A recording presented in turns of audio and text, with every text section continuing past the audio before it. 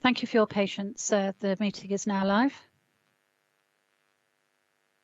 Okay, thank you, Jane. Right, let's start off. So, good afternoon, everyone. Welcome to Schools Forum. I'm Dave Jones, and I'm chairing the meeting today. Members of the public are invited to view this meeting online, and the meeting is recorded. Forum members are requested to keep their microphones on mute and to only turn these on when they are called to speak. If you have any questions or comments to make on the report, please use the chat function and simply state RTS, which is request to speak. I'm just going to ask everyone to confirm their presence. So I'm going to go through my list first. I think I've seen most of these. Jackie Collins. Yeah, I'm here. I'm here. David Japes isn't here. Cher. Yes, I'm here. Jason Crouch. No. Joe Cooper. Yes, I'm here. Thank you. Laura Flitton. No. Anne Chapman.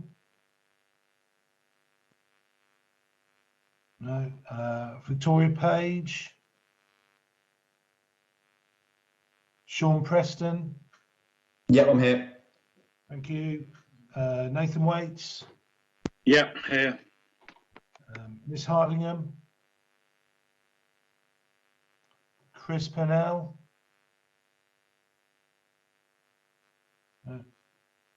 Caroline Corcoran. No. Sharon Burt's not here. Susie Horton. Yeah, I'm here.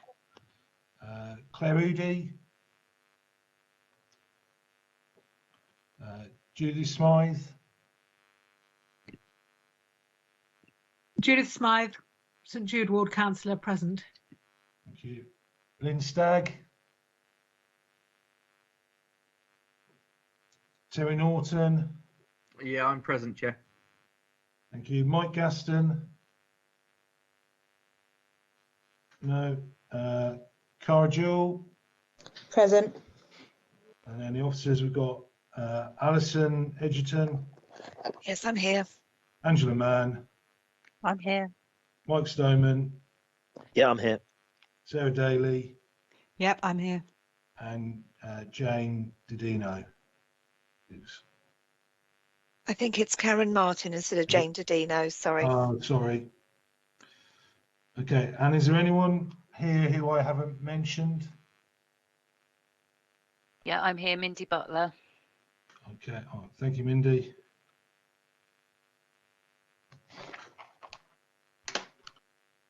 Okay, we'll move on to the main agenda then. First of all, Alison, apologies for absence. Yes, I've had apologies from absence from David Jeeps, Sharon Burt, Councillor Lynn Stagg, Nis Hardingham and Laura Flitton. Thank you. And first of all, the opportunity for anyone to declare any change to declarations of interest. No. And then Alison, any updates there? I am still outstanding some declarations of interest for Victoria Page, Anne Chapman and Chris Pennell. Okay. And you'll be chasing those up? I will be, yes. Thank you. Membership changes, Alison. Okay, so since the last meeting, we had 3 members confirmed in another 2-year tenure, which is Jackie Collins, Jason Crouch and Nis Hardingham. So thank you very much for agreeing to stand for another 2 years. I've got 1 vacancy, which is the secondary academy representative vacancy. Again, I have chased schools, but I'm not getting any response on that, so I shall keep on doing that. And additionally, we've got obviously the Schools Forum chair with David Jeep standing down, with the chair is now vacant. I did send out a note to all Schools Forum members a few weeks back, and I've not had any response. So rather than put anybody on the spot today, we have contacted several individuals to ask whether they would be interested, and if anybody would like to discuss the position of chair, Mike Stoneman and myself will wait behind at the end of the meeting, and we can have a chat, or if that timing's not suitable, we can arrange a separate meeting to go through that with you. And that's all I've got on membership. Thank you, Alison, and well done to those people who are coming on for another 2 years. Thank you all. Okay, now minutes of the previous meeting. Dave, Dave, sorry, before we go on, I think Terry Norton wanted to come in, sorry. Sorry, that's only just come up on mine. Thanks, Dave. Yeah, no, it was only just while we were on the subject, and in David's absence, while we are chair free, to thank him on behalf of the Conservative Group for 10 years of diligence as chair. But it seemed like a good point to add that. Yeah, thank you, Terry. Absolutely. I know Alison's already sent him a note of thanks, but I think that can be added to this, can't it? So thank you. Okay, over to... We all join those thanks. Okay, thank you. Over to the minutes of the previous meeting. We need to ensure this is a correct record of the meeting held on the 19th of January. So I'm just going to ask generally, are members happy with this as a correct record? If not, please put RTS in the chat and I'll come to you. I'll give you a few seconds to do that.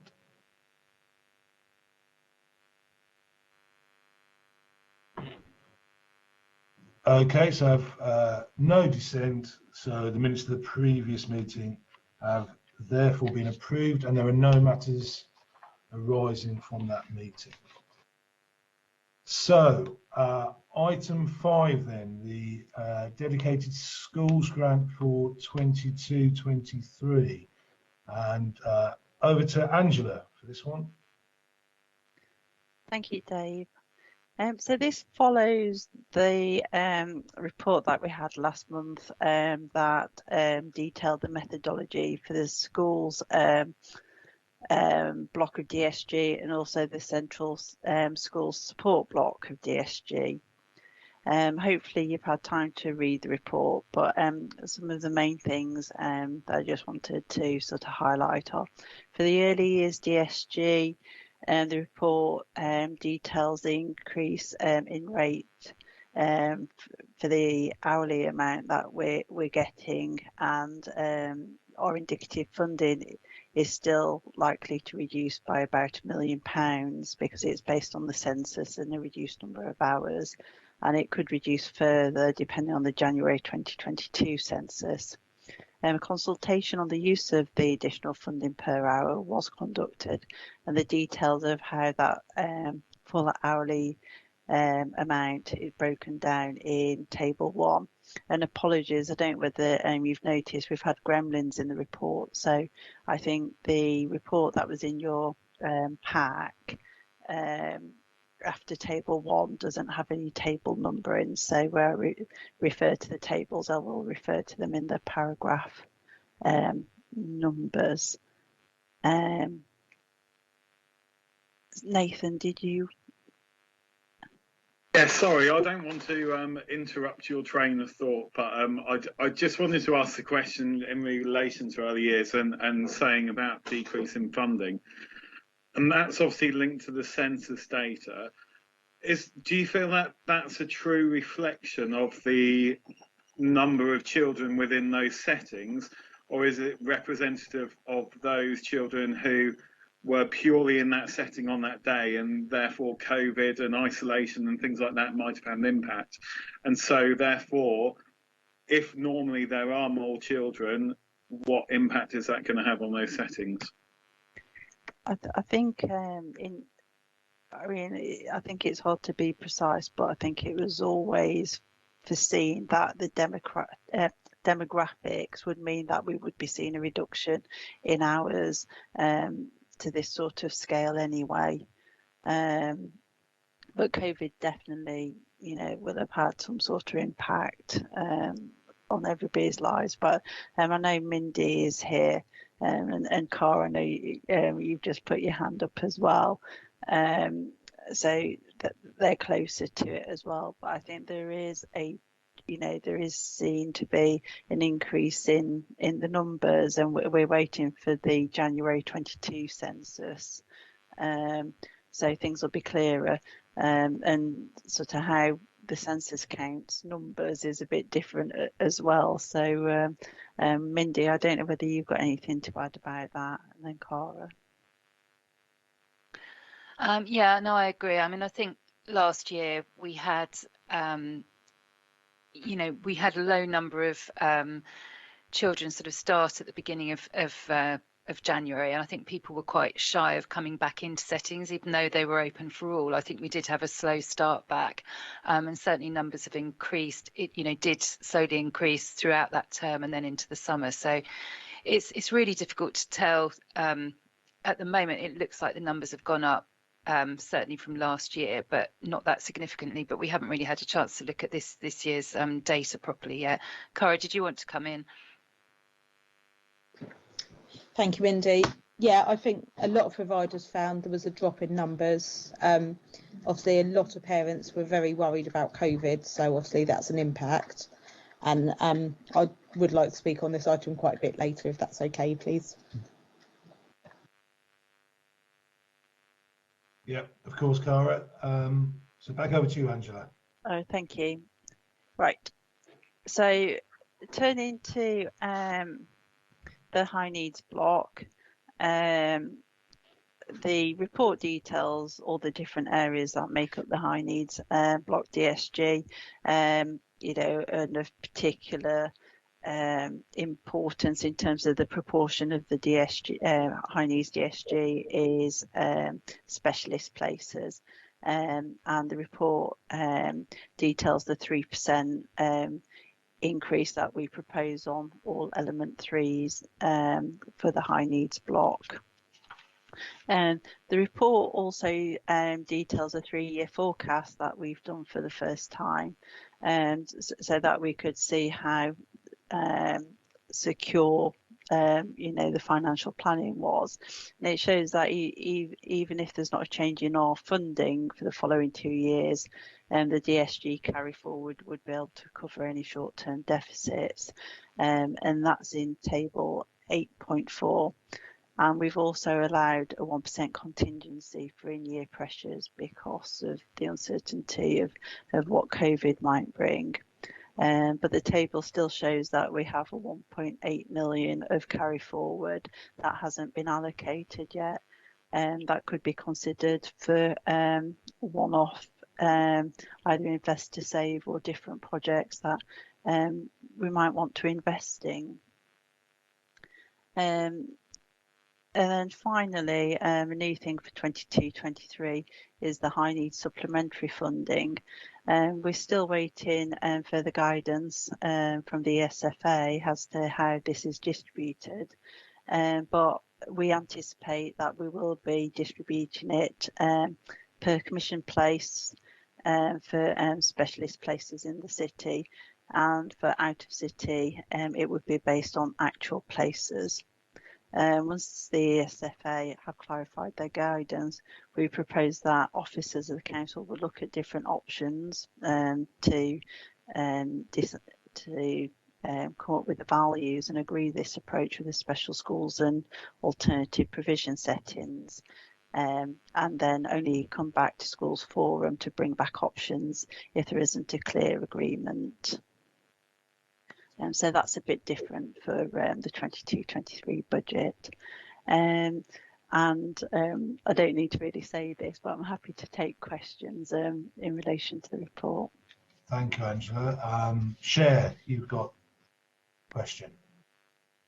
Yes, I wanted to ask, it might be me just missing something. I wanted to ask a question Sorry, about. Cher, could you speak up a little bit or get close to the Sorry, microphone? it might be me missing something. Can you hear now? Yeah. I wanted to ask a question about the table directly underneath 7.2, which is about the estimated revenue impact of the high needs places, the 3-year forecast. The numbers in the table above appear to steadily sort of grow, and yet there's a strange dip in the funding in 24-25, and I didn't understand why, especially with the special schools, that seems to go down dramatically in that year, and I didn't understand why.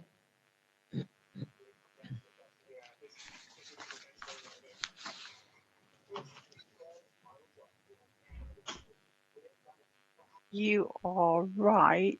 I don't know whether we've got another gremlin in that table actually, that you spotted. Alison, if you spotted that. We have double checked these. I am just going into the master document that we have at the moment to see if I can explain it. I think it's due to the increase, and because it's to do with, just bear with me a second.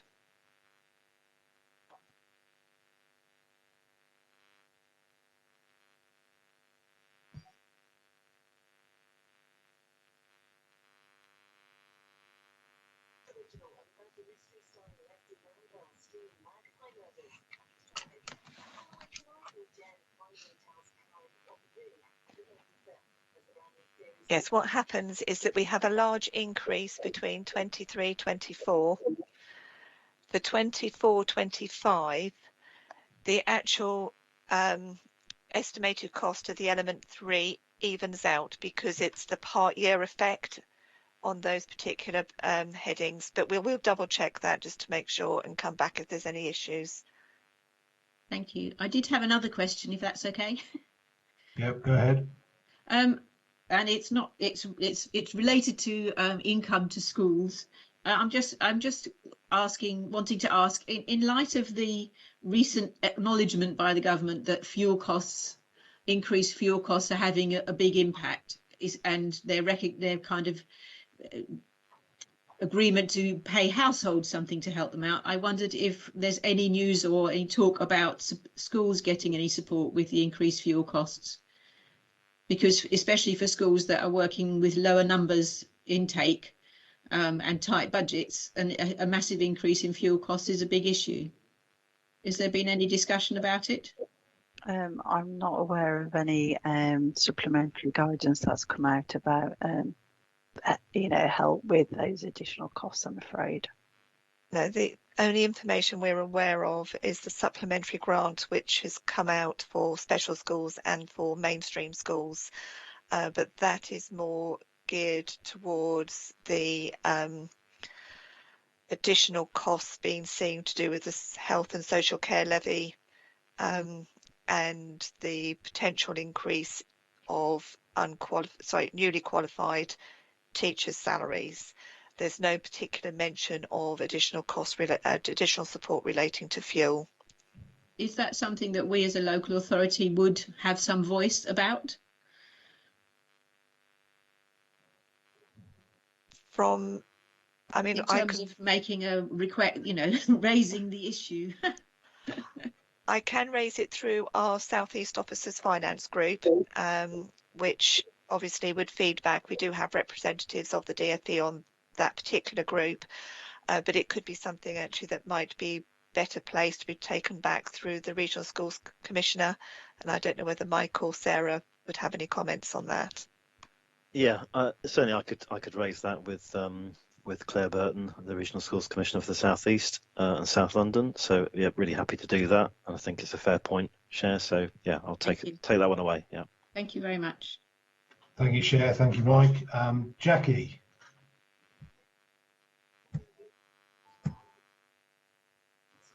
I'll get there eventually. Sorry, Dave. Yeah, mine's just a point of accuracy. On Appendix 2 under inclusion centres, it says that Devonshire has 11 places, but we only have 10. So just get that accurate. Thank you, Jackie. Okay, I'll feed that back to our high needs inclusion team because they've given us those particular place numbers. Yeah, I had a letter through from Liz and it said 11, so I replied and said it's not 11, and she sent me a new amended letter. So Thank you, Jackie. I appreciate that.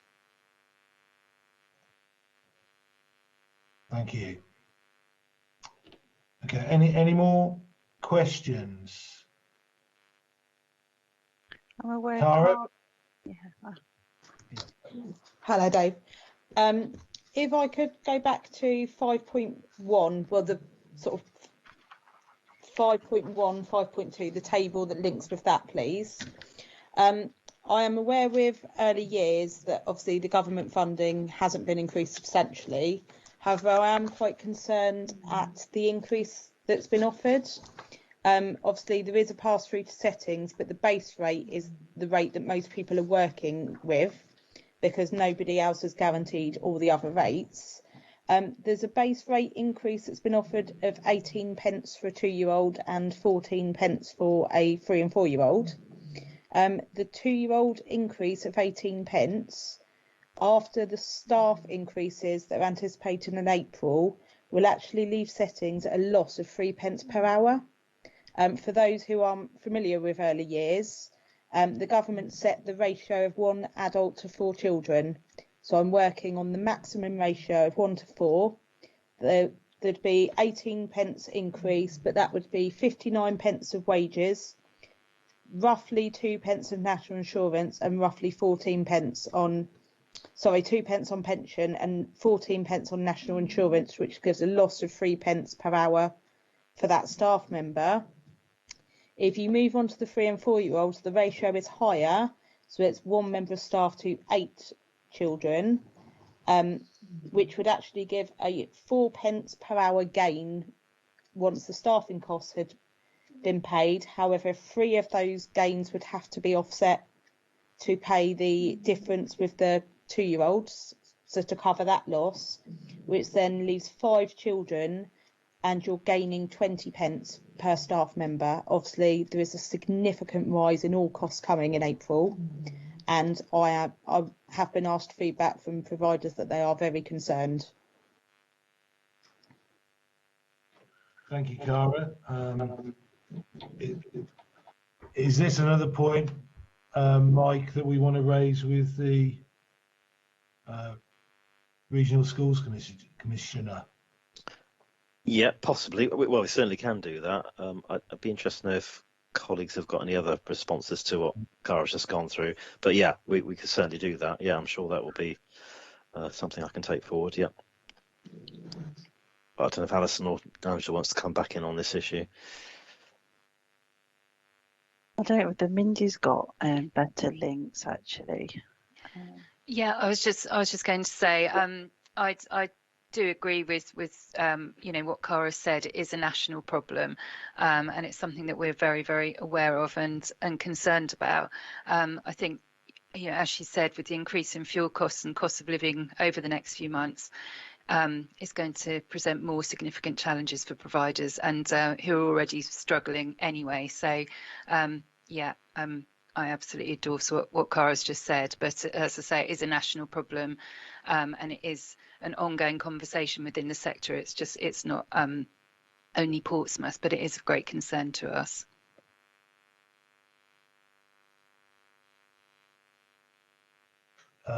Thank you. Nathan, did you want to come in there? Just a very quick question for clarity and understanding, really, that obviously we identified that mainstream schools and special schools have got a potential for a supplementary grant coming. Presumably early year settings wouldn't have access to that. Is that correct? Yeah, that's correct. And there's no suggestion of a similar scheme coming for them? Okay. That's shaking heads for the minutes. And that's something I can point out when I correspond with the RSC. Just make that very point, Nathan. Yeah, it's a good one. Yeah. And I think we're all aware it is very, very tight. A nursery. Cher? yeah, I was just wanting to endorse what everybody's saying, and just to say I think it is important that we do say something about these things, even though they're national problems. It's important that we take our part in challenging them, because it's not okay. So thank you for being willing to take it somewhere.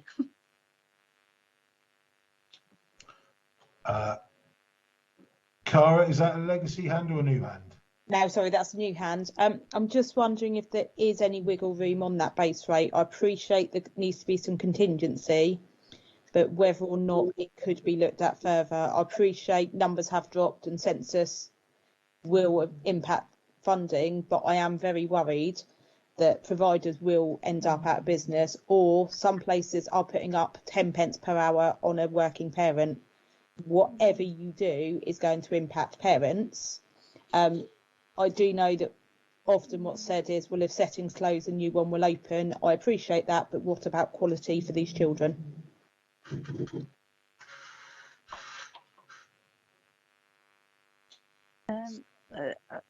I don't know why we didn't get that feedback in the consultation.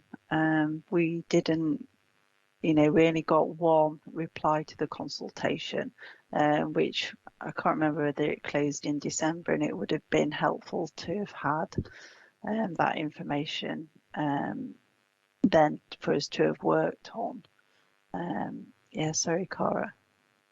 So I can answer that, Angela. Some people just accepted it because they thought there was no point arguing. It also came out after a number of settings are closed for Christmas, which I appreciate was when the DFE released the information, but it wasn't a good time for providers, and you can imagine it was on my list to do and I never got there, and some of the more vocal providers didn't.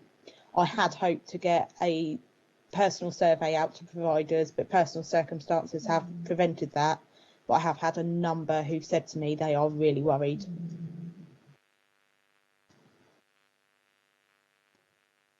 Well, I mean, in terms of our proposal is that the early years budget is set out as the report, but obviously Schools Forum is here to vote on it.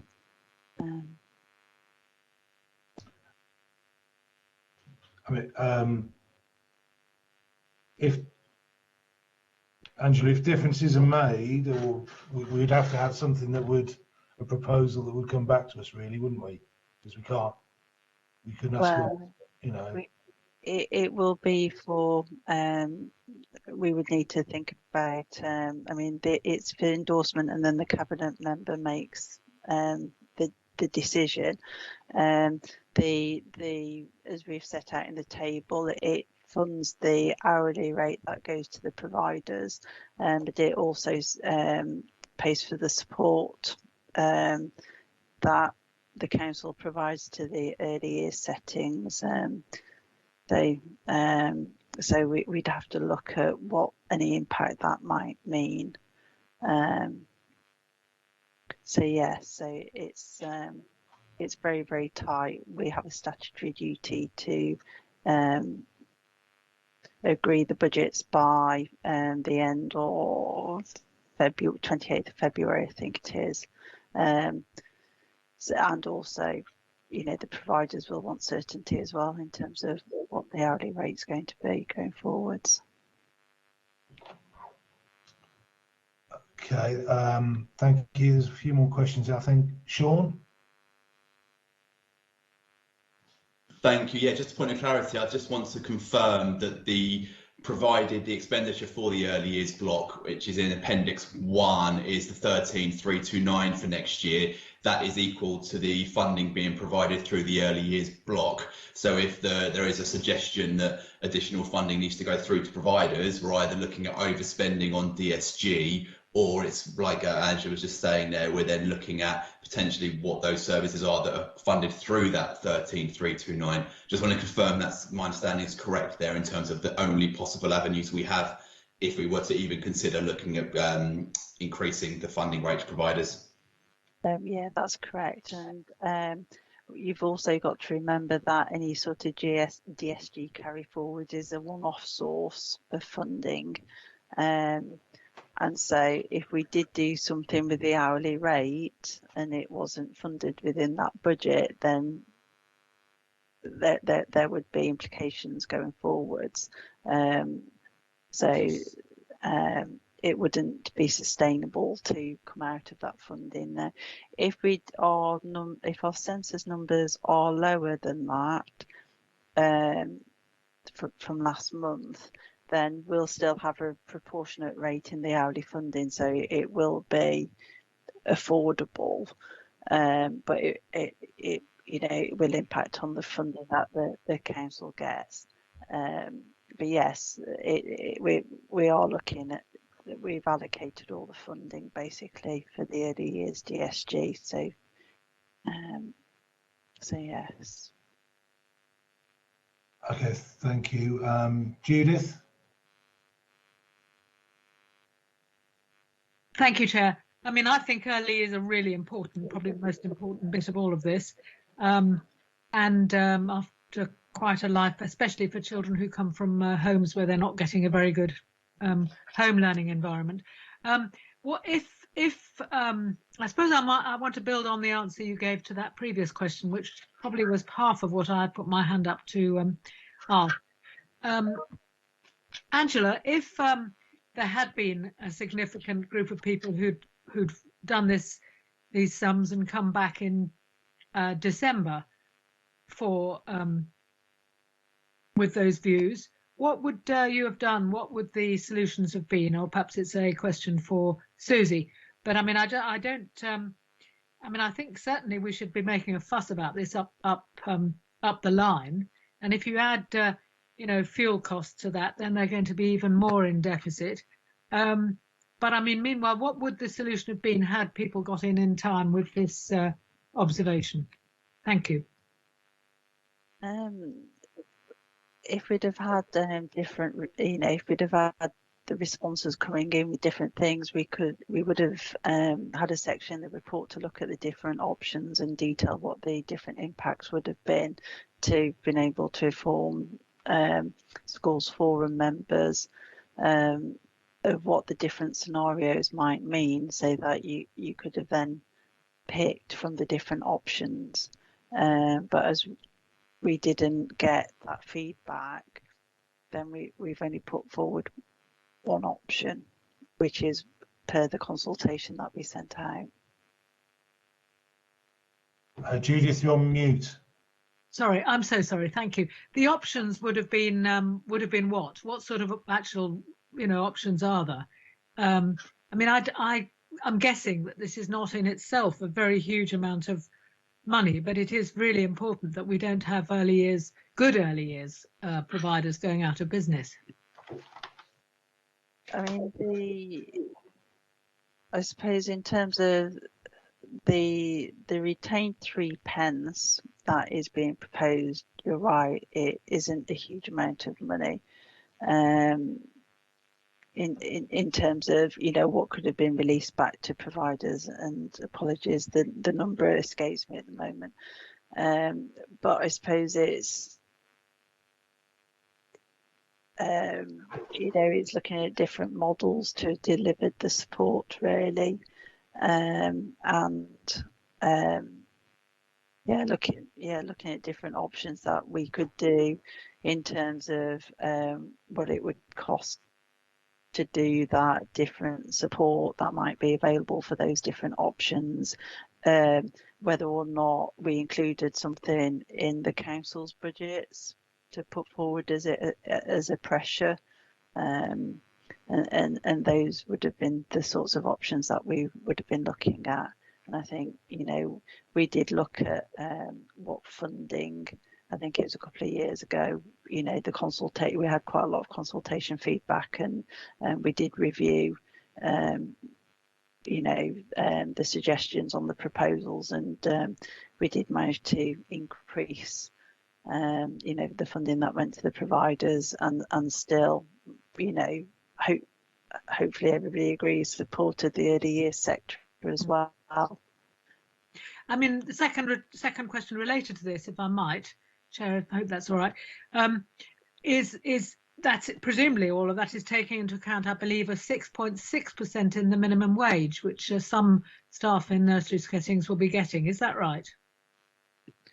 So in terms of I'm not sure we really see the mechanisms behind the early years DSG awards that we get, whereas the schools block and the high needs block have the funding formulas behind them, so we know why they've changed things. And for the early years DSG, we get given the amount and told, you know, how it changes on an hourly basis for Portsmouth. So there hasn't been, as far as I know, a release to say, well, you know, you should be able to afford the, you know, the minimum wage and this is the amount for that. It doesn't go into that sort of detail. And you know, things have changed, I suppose, quite a bit, haven't they? Since, you know, it feels like things have changed quite a lot since the beginning of December when we first, you know, got the announcement about the early years as well.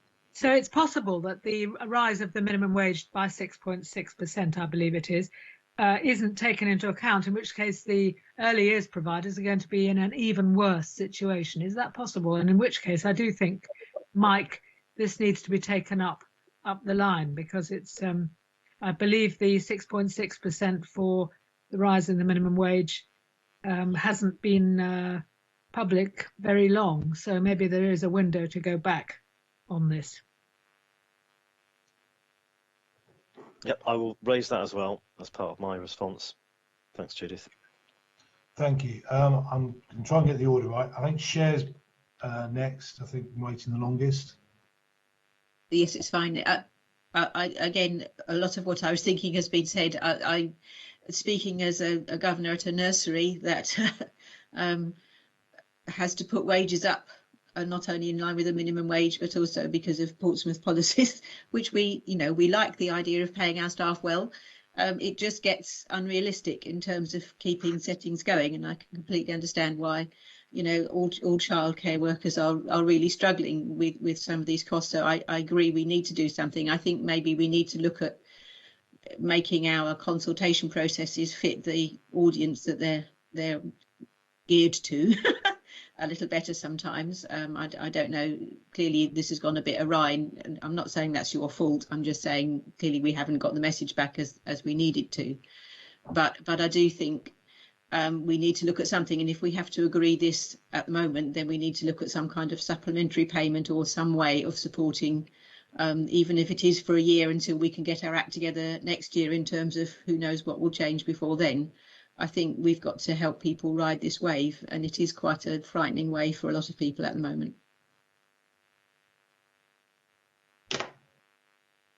So I'm not even sure, is that possible, Angela? I mean, obviously with the short-term nature of having to go to you know, approval by the 28th of February, we realistically wouldn't have time, would we? No, I mean, I think really what I think what Cher's sort of suggested is perhaps one-off funding, and that might be you know, a suggestion, which wouldn't actually affect the 22-23 you know, budget that we have to agree, but it's about keeping things sustainable for the future. And like I say, the DSG carry forward is a one-off source of funding, and it would soon go. So, but and the the increase in the minimum wage, etc., are ongoing costs. You know, the increase in heating, looks as though it'll continue. You know, it's not a blip for next year. And whilst we did the supplementary grants last year, that was within sort of the early years DSG funding that we had that year. because of all the different ways that the government was changing how we were having our funding calculated because of COVID. So what we'd be looking at if we wanted to look at options would really be the one-off carry forward. I think in the table was at 8.4 in the paragraph 8.4 that we'd be talking about.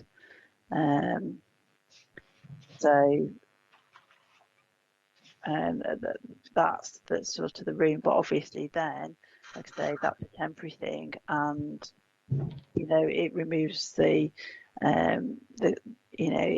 could impact on funding in schools in 3 years' time, for example, and things like that. So it's all about balancing things. But it does sound as though there's a lot of pressure in the early years, and whereas the 17 pence per hour, for the 3 and 4 year olds, sounded okay compared to previous increases, there are a lot of costs that we foresee for 22-23.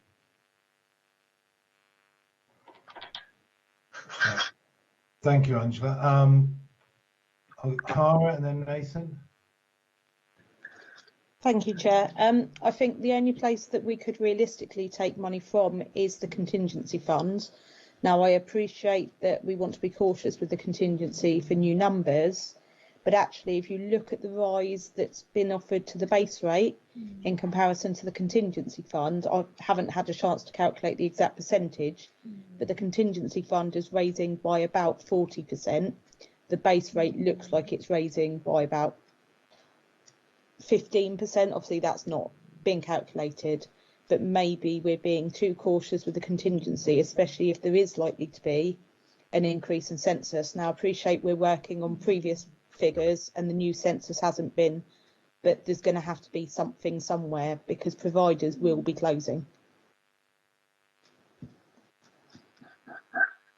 Chair, could I respond about the contingency to give an update on where we are for this financial year? Just last week, we received the allocation adjustment for the census data that was submitted in October. That allocation was a reduction in our funding of 1.1 million. We obviously haven't got the January census data, and we'll have a further impact on our funding in July next year that relates to the January to March period. We have looked at our budget monitoring this morning, and while looking at the budget monitoring, we noticed with the 2-year-olds, our forecast position for 2-year-olds will use all of that contingency because our numbers look like they may have increased slightly compared to the impact that we've had on the funding. So we're already using the contingency to offset the 2-year-old funding that we're paying out. Now, I'm hoping that will lead through in January, so when we get the January adjustment, to a little bit of an increase in our funding. But looking at the 3 and 4 year olds, we are still seeing a reduction in those 3 and 4 year old numbers. So I am expecting to see a decrease on those. If we were to use the contingency, it's not going to be a huge amount of additional that we could cut. We certainly couldn't cut the 2-year-old contingency. There is the risk that you cut the contingency if numbers do grow and the contingency isn't sufficient, that we could then potentially end up going back to providers and cutting rates in future years, which we really wouldn't want to do. So I hope that kind of gives a little bit more background around the contingency position. Thank you, Alison. Nathan. So I'm just curious to know, and I'm not going to put you on the spot because I appreciate you don't necessarily have those figures to hand, but if we were to, let's say, endeavour to make a situation where effectively it was break even and therefore those additional costs, living wage increases, etc., health and social care levy were absorbed, I'm just curious to know what that would look like, across the city. And is that sort of 5,000, 50,000, 500,000 pounds, which I appreciate you don't necessarily have the answer to. And then secondly, I think more of a point is that actually, if providers are struggling and potentially need to reduce resources, etc., that they have, or at risk of closure, there is a potential impact on those 2-year-olds, 3-year-olds, 4-year-olds within the city, that then potentially some of the issues caused by that, either in their development, in their progress, etc., then subsequently will feed into schools in future years as well. So it's not necessarily just an issue about those early year providers today, but actually for the children of the city in the future as well.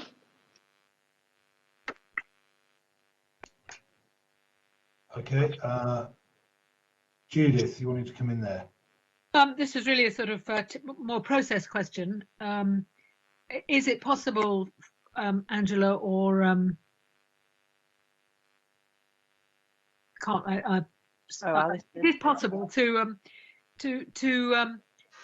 for this forum to vote in support of the proposal, but to put in a qualifying statement which would press the need for to check these figures with the government and to ensure that there is the possibility of actually asking for additional money for this.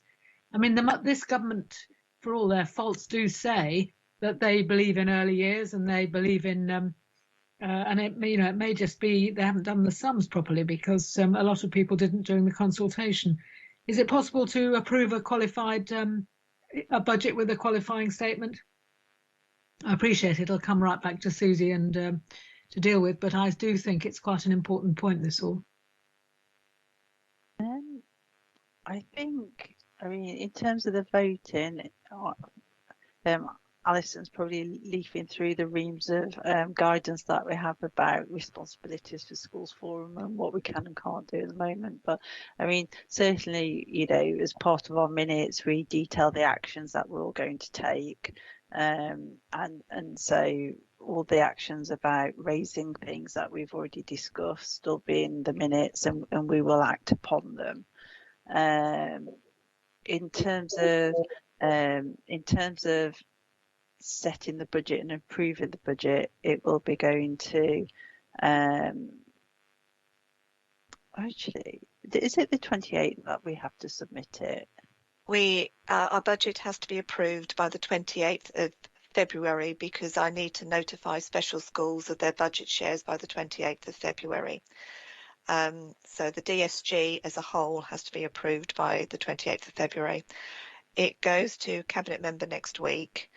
It's a Cabinet member decision, and Schools Forum are there to help inform that decision as far as the legislation and the Schools Forum guidance is concerned. So the Cabinet member will take the views of Schools Forum in making that decision. Thank you, Alison. Sean, did you want to come in there? Yeah, I'm just thinking it's very clear from all colleagues around the virtual table here, everyone is very sympathetic and empathetic to the position of early years providers.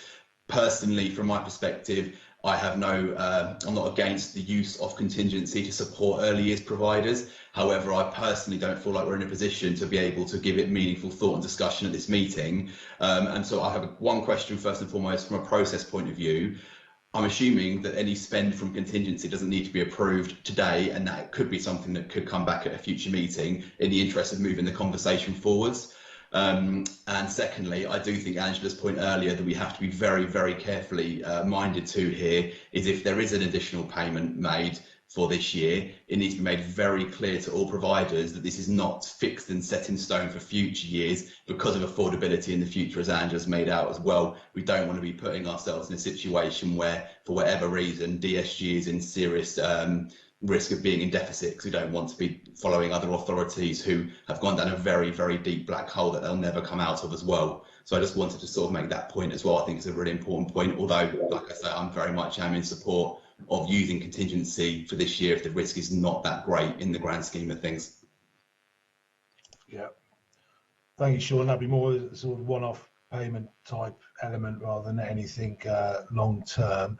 The other point there is about coming back to Chair touching earlier, is just about the consultation element.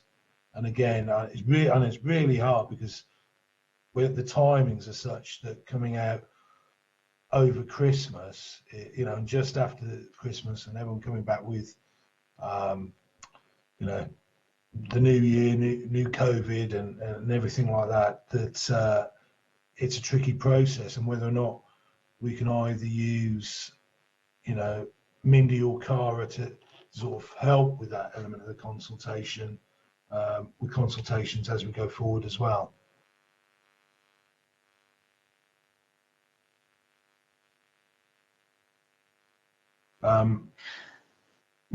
Cara, your hands up, and Mindy. So Cara first. Sorry, just going back to Alison's point about the contingency, I really do understand whatever we do here is going to be difficult. Just wondering if there is wiggle room for, say, another 1 pence an hour just on the 3 and 4 year olds, because I think something's going to have to give somewhere, and whatever way we do it, we're going to be eating into contingency money somewhere. And I think it's probably worthwhile pointing out that there's two contingencies. So there's the contingency that we've built into the early years, which is due to the fact that we get our funding, the local authority gets their funding based on the norm is that it's January census, and that covers I can't even remember which years now, but it covers a whole year, with the thought process that you get your lowest numbers in the autumn term because everybody's gone to school, so everybody's starting to turn 3 and 4. Then the spring term is your average, and then summer term your numbers are higher. And actually, if somebody turns up the day after census, we still pay that money, or if they turn up on the 1st of February, we will still pay, but Portsmouth doesn't get any more funding for that. And so that's what that contingency is for. And then in the report as well, we've got the overall DSG carry forward, which will help smooth out, any big issues that we might have. But yeah, so that's why there's the contingency in year on the early years, because of the changes in actuals. It is different to how Portsmouth is funded, which is why we've got the pressure now on the 2-year-olds, because the activity was a bit different to the census information we've had. Yeah, Cara, you might. Sorry, it was just, I do really appreciate that, but for a number of years, the early years underspend was used to support the high needs block, and now we're talking about early years struggling. It's kind of like, well, we can do it as a one-off, which I appreciate, but early years cannot keep giving. And I, as a manager of a setting, am really concerned that if the costs increase, eventually we're going to have to put costs of additional services onto parents of children in deprivation, and we may just lose those children, and then they are lost in the system and not attending the setting. There is nowhere else we can go if we only have funded children. Okay, Mindy, do you want to come in there? Yeah, I just wanted to say about the consultation that it was a shame that everything comes out so late, but we did at the very beginning of the term, we did sort of contact quite a number of settings in our daily contacts anyway, and just remind them of the consultation. I just think people were, I think as Cara said, everybody's had lots of COVID issues, and we hit the ground running at the beginning of January, so maybe that's why we didn't get the responses back that we would normally, because it was the same consultation period as it normally is. But we have puzzled over why people didn't respond so much this time. But we did do a bit of chasing, so I just wanted to make you aware of that. Thank you, Mindy. Okay, so I think we've got some very clear actions from Mike about taking our concerns back. We've got some questions about possible use of a one-off contingency to explore. Alison, Angela, is that, is that what we're saying? Yeah, I mean, Alison's just obviously done some calculations in the background, and has just put in the comments about if it can help. It looks as though we probably can free up a penny. So out of the 3 and 4 contingency. So if, like I say, Councillor Horton, attends to hear, people's views and things. So if that is something that people would support, then I'm not quite sure the mechanics, but we'll need to look at, well, I mean, the report's out now in terms of that, but obviously Councillor Horton can make a change to, the recommendations that we put forward for the report. So if that is helpful, then it's probably worthwhile voicing your support for that, so that she can take that into account when she catches up with this meeting. Okay, I'm not sure the mechanics of that either. I think we can note in the minutes certainly that there are a number of members of the Schools Forum who have expressed concern about funding for early years. Sorry, I'm trying to see Cher's point now.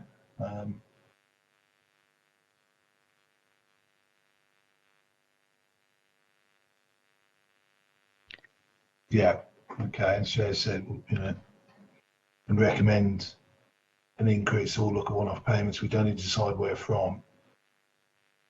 We can endorse that report, so we can put that can go into the minutes. Yeah, Alison, you any further comments? I think there's probably no further comments, but I think with the 3 and 4-year-old contingency, we could potentially move a penny from that and not have a major impact on the DSG. It could be tight. It's just so difficult to know because we just don't know what's happening with pupil numbers over the course of the coming year. And if our census takes our funding down, but actual pupil numbers increase, that's where the contingency is helping us. But if we were to move a penny from the 3 and 4-year-olds and put that on the 3 and 4-year-old rate, I think we can probably afford that, and it wouldn't leave us with too big a risk within the DSG. Okay, thank you. Cara? So final point for me, could I just thank Alison for her work in the background there, because I appreciate she wasn't anticipating that, but obviously I'm trying to be the voice of providers as well, so. Okay. Thank you, I appreciate that. Thank you. Okay, what I think we will do then, we've talked a lot about, I just want to make sure we've talked a lot about sort of 2-3-year-olds. Are there any other parts of the proposals that people want to raise now? I just want to make sure nothing's missed.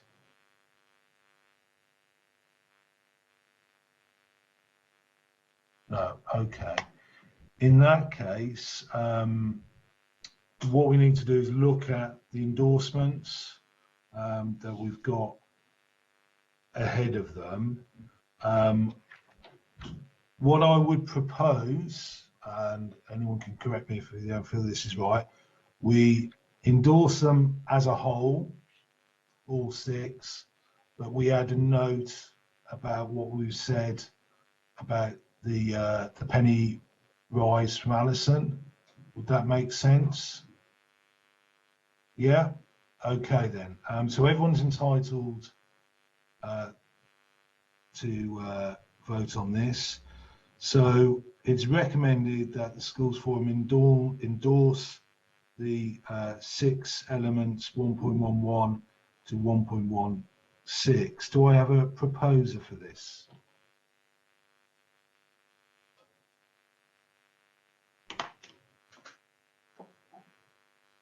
Thank you, Sean. And do I have a seconder? Thank you, Nathan. Okay, the recommendation has been proposed and seconded. I'll now take the vote by affirmation of the meeting as permitted within the regulations. If there is no dissent, the proposal is passed. Are there any objectors to this recommendation? Sorry, Nathan's put an RTS in just after his seconding. So, Nathan, please. Sorry, I was actually typing away, but so in the basis that we're endorsing it, but can we also, in addition to that, formally express concern as Schools Forum about the apparent current lack of any supplementary funding for early years, which schools are potentially going to be benefiting from? Which is a side note to approving this. So apologies, I probably got in there too quickly. That's okay, and I think that can be made quite clear in the minutes. I think there's a lot of common ground there, Nathan. Thank you. So if sorry, Judith, is that? Presumably, we're also putting a note to say that we are very worried about the costs of fuel on schools, because, and I know Mike has taken an action. Yeah, I'll be taking that up. It does affect the validity of this budget, and it is very short-sighted of the government not to have made explicit what they were thinking about that. Yeah, I'll be picking up on the minimum wage costs as well as part of that communication. Yeah. Yes, that was the other thing I was going to raise, but I took it forward. But I think we're in a genuinely difficult position to approve a budget when there's those unknowns are hanging over us. I realise what we're doing, and I realise there's a contingency, but it is irresponsible of us to use a contingency at this stage when those sort of potentially rather large things are hanging over us. Yeah, thank you. I think those things we'll make sure they are clear in the minutes, which will go to Susie Horton. Okay, so we've had a proposer, we've had a seconder. I'm just going to give a pause now if there is any dissent.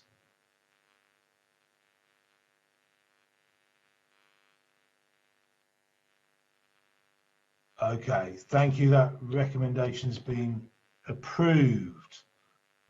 Thank you, everyone. So that concludes the meeting for today. Thank you, everybody. Really good conversation about some quite tricky challenges for our early years. The next meeting is scheduled for the 25th of May. And then I know Mike wants to talk about the being chair afterwards. Yeah, just I put my hand up there just to say that if anybody does want to stay on and have a chat with myself and Alison about the chair, indeed the vice chair, we'd be really happy to go through what the expectations are, time commitments and so forth. So yeah, happy to stay on for that. Okay, and is there somebody else with a hand up? Is that Cara? You've still got your hand up? Is that a legacy? No, it's a legacy. Thank you. That's good. Okay, then we'll so I'm going to ask Jane. Not Jane, no, is it? It's Karen to end the live stream. I'll do that now. Okay, thank you. And then once that's done, we will stay behind and all those people have a lovely chat with Mike.